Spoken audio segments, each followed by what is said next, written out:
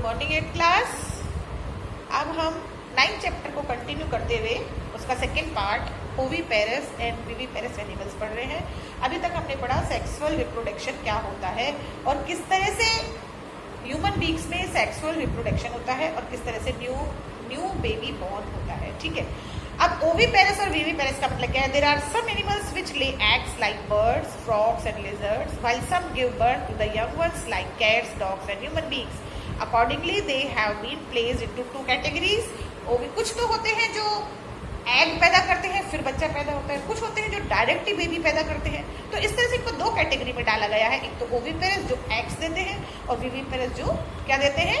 Direct newly organism को पैदा करते हैं। तो देखिए इसके पूरे इसमें दिखा रखा है, ये यंग वंस पैदा करते हैं, ये एग्स देते हैं। इनमें एक्सटर्नल और इंटरनल दोनों का हो सकता है। ये जो यंग वंस पैदा करते हैं ये हमेशा इंटरनल फर्टिलाइजेशन होता है, इसमें हमेशा इंटरनल फर्टिलाइजेशन होता है। और डेवलपमेंट ऑफ फर्टिलाइज्ड एग्स और zygote takes place the egg outside the female's body, और इसमें development of fertilised zygote takes place inside the female's body होता है। ठीक है, तो ये इसके एग्जांपल्स दे रखे हैं, आप देख लेना। अब है डेवलपमेंट ऑफ चिक मतलब हैन का जो बेबी होता है वो उसका डेवलपमेंट किस तरह से होता है। Hen is an oviparous animal with an internal fertilization, but that means eggs are fertilized inside the hen's body. After fertilization in the oviduct, the zygote undergoes rapid division and forms an embryo which moves down the oviduct. फिर it is travel down the oviduct. Many protective layers are formed around the embryo. The hard shell that you see is the protective layer around the developing embryo. After the hard shell has been formed, the egg is laid by the hen. This egg contains the embryo made up of a few cells and look like a pinhead. Mother hen sits on the eggs to provide warmth. आपने देखा होगा ना कि किस तरह से एक जो हैन होती है वो अपने एग के ऊपर बैठ जाती है, उसको सेकती है, बोलते हैं उसको वार्म, उसको गर्माई देती है उसका डेवलपमेंट करने के लिए। ठीक है ना, तो the egg contains embryo made up of few cells and looks like a pinhead. Mother hen sits on the egg to provide warmth.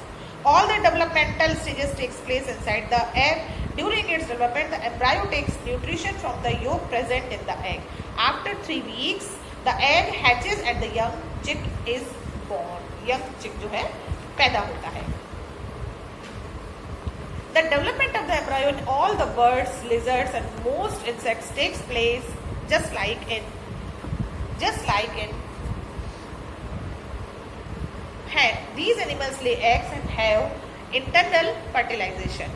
Do young ones always resemble the adults? Young ones होते हैं हमेशा adults को resemble करते हैं, कुछ resemble करते हैं लेकिन उनसे अलग भी हो सकते हैं। इन ह्यूमन बींग्स इनमें तो हमेशा रिजेंबल तो करते हैं लेकिन एकदम सेम नहीं होते। Hen also chicks resemble the adult hen, but it is not always like that. Sometimes we see caterpillars on the leaves or tiny tadpoles in water. Caterpillars develop into moth and tadpoles and frog. These do not resemble the adults at all. तो ये जो इनकी जो tadpole और ये होते हैं ये इनकी एडल्ट से रिजेंबल नहीं करती हैं। टैडपोल तो अलग ही होता है बिल्कुल, से उसमें टेल होती है और इस तरह से होता है। ठीक है ना, अब देखिए life cycle of metamorphosis in animals. Life cycle of silk moth बताया। मेटामॉर्फोसिस का मतलब क्या होता है? There are animals whose young ones do not resemble the adult. In these animals the immature forms like caterpillars in silk moth और tadpoles in frog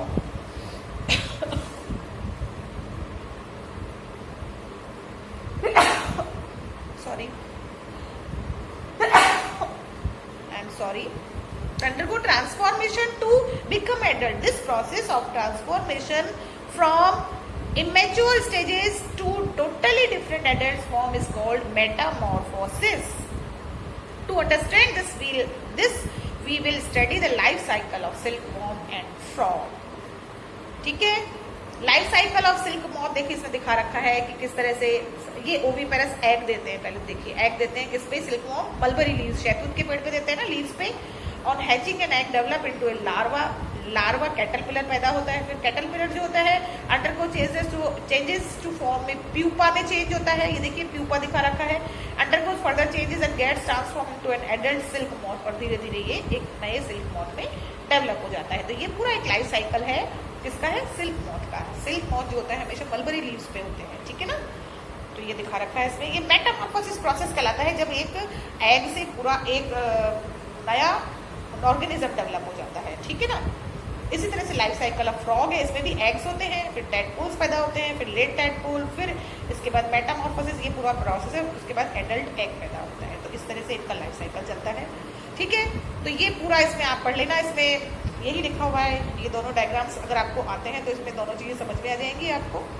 अब अपना इस चैप्टर में आता है asexual reproduction. Asexual reproduction means होता है जिसमें कि एक ही पेरेंट, इसमें कोई मेल और फीमेल गैमेट अलग अलग नहीं होते हैं, एक ही पेरेंट से नया इंडिविजुअल पैदा हो जाता है। ये इसमें कई तरह का होता है, बाइनरी फिशन भी होता है, बडिंग होता है। बाइनरी फिशन में क्या होता है कि एक ही इंडिविजुअल से दो टुकड़े हो जाते हैं और दोनों अलग अलग नया पैदा कर लेते हैं। जैसे अमीबा में होता है, दो टुकड़े हुए, दो अमीबा हो गए, दो टुकड़ों के चार टुकड़े हुए, चार अमीबा बन गए। इस तरह से बाइनरी फिशन होता है, एक के दो, दो के चार, चार के आठ, ठीक है। और बडिंग इन हाइड्रा, हाइड्रा में क्या होता है? हाइड्रा जो होता है वो अपने, ये देखिए पीछे डायग्राम दे रखा है ना, इसमें अपने पेरेंट के बॉडी पे ही एक छोटी सी बड पैदा होती है, वो नए हाइड्रा में डेवलप हो जाती है और वो धीरे धीरे अपने पेरेंट हाइड्रा से डिटैच हो जाती है, नए हाइड्रा में डेवलप हो जाती है। इसको बोलते हैं बडिंग, ठीक है।